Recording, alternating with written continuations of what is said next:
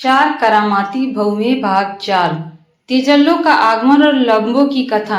नमस्कार मित्रों, आपका हमारे चैनल कहानियों के मंदिर में स्वागत है। कहानी सुनने से पहले हमारे चैनल को लाइक और सब्सक्राइब करना ना भूलें। तो आइए सुनते हैं कहानी। मीनाक्षी देवी के घर में रौनक लगी हुई थी। जगह जगह तोरण और बंधनवार लगे हुए थे। दहेज में लाई गई घोड़ा गाड़ी भी खड़ी थी। गांव की औरतों की खुसुर फुसुर चल रही थी। अरे बहू सामान तो बहुत लेकर आई है।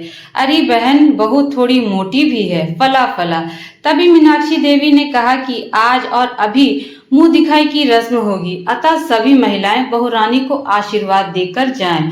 मुंह दिखाई पर गांव की औरतों ने अंबार लग गए। खुसुर फुसुर शुरू हो गई। गांव की लंबी मुंह वाली बहू ने जब बहुरानी को देखा तो मन में पूरे गांव में डंका बचाने का विचार आ गया कि मीनाक्षी की बहू तेजल्लो तो पूरी भैंस लगती है।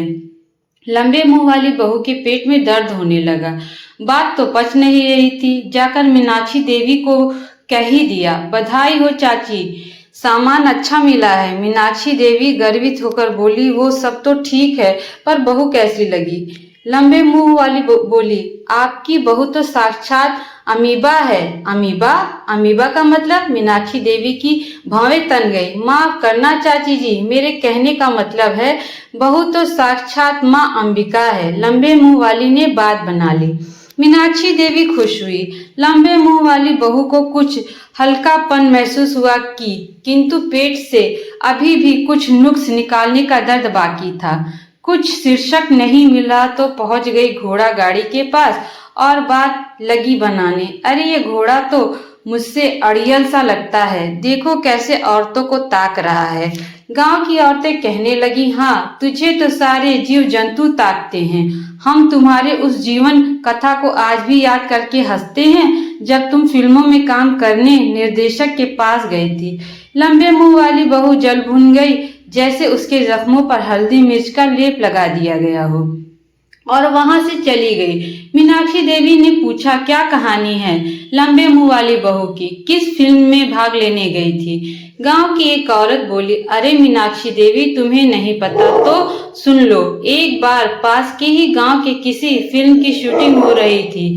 क्षेत्रीय गांव को भी काम करने का मौका मिला। लंबे मुंह वाली बहू उस समय कुंवारी थी। स्कर्ट पहनकर निर्देशक के पास गई और टांग पर टांग रखकर बोली, मैं एक टैलेंट गर्ल हूँ। फिल्मों वाले मेरे आगे पीछे घूमते हैं, लेकिन मैं आपकी फिल्मों में काम करके आप पर एहसान करना चाहती हूँ।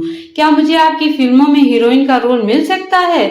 निर्देशक ने लंबे मुंह वाली बहू को ऊपर से नीचे देखा और बोला, हाँ रोल मिल सकता है, लेकिन हीरोइन का नहीं, गाय का। आपका मुंह गाय की तरह लंबा है, ना तो हमें असली गाय लाने की जरूरत ही पड़ेगी। लंबे मुंह वाली बहू आग बबूला हुए गई और गुस्से में वहां से चली गई। रास्ते में एक बैल मिला जिसके मुंह में गुलाब का फूल था, जैसे लंबो को ही देना चाह रहा हो। बस तभी से लंबे मुंह वाली बहू की यह रहस्य कैसेट बन गई, जिसको याद कर वह जल भुन जाती है। गांव की औरतें ठहाके लगाकर हंसने लगी। वहीं पर लंबो की एक हितैषी सहेली खड़ी थी, वो भी पक्की चुगलखोर थी। वहां से सीधे गई लंबे मुंह वाले बहू के घर, नमक मसाला लगाकर सारी बातें बताई। लंबे मुंह वाली छलनी छलनी हो गई और नए नए षड्यंत्रों की रचना करने लगी। इधर मीनाक्षी देवी के घर में मेहमान अब जाने लगे थे। सबको अच्छा नेक देकर विदा किया गया। घर में स्थिति अब सामान्य हो गई थी। तेजल्लो ने ससुराल आकर शुरू में थोड़ा बहुत काम किया, लेकिन काम की भूखी तो अमरो डमरो थी, जो चुपचाप तेजल्लो के हिस्से का भी काम कर देती थी और किसी को पता भी नहीं चलता था। तेजल्लो ने अब काम करना बिल्कुल छोड़ दिया, सिर्फ मजे पर पड़ी रहती और खाती पीती मौज उड़ाती, जिसका परिणाम हुआ कि अमरो डमरो काम करके सूखी लकड़ी होती जा रही थी। और इधर तेजल्लो पूरी 1.5 क्विंटल की भैंस बन चुकी थी। और सिर्फ इतना ही नहीं, एक दिन पितर पूजन के लिए बहुएं खेतों में जा रही थी। मीनाक्षी देवी ने तुरंत घोड़ा गाड़ी मंगवाई और बहुओं को चलने को कहा। बाकी सब तो आराम से बैठ गए, किंतु तेजल्लो के गाड़ी पर बैठते ही घोड़ा के पांव जमीन से उठ खड़े। गाड़ी के नीचे और घोड़ा ऊपर, पूरे गांव में ठहाके लगने लगे। घोड़ा ऊपर, हाथी नीचे, फला फला फला।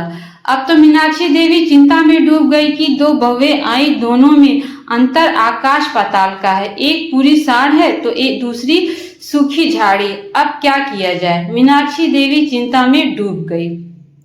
शेष अगले भाग में। मेरे प्यारे मित्रों, आज की कहानी यहीं पे समाप्त होती है। मेरी कहानी आप लोगों को कैसी लगी कमेंट करके जरूर बताइएगा। धन्यवाद।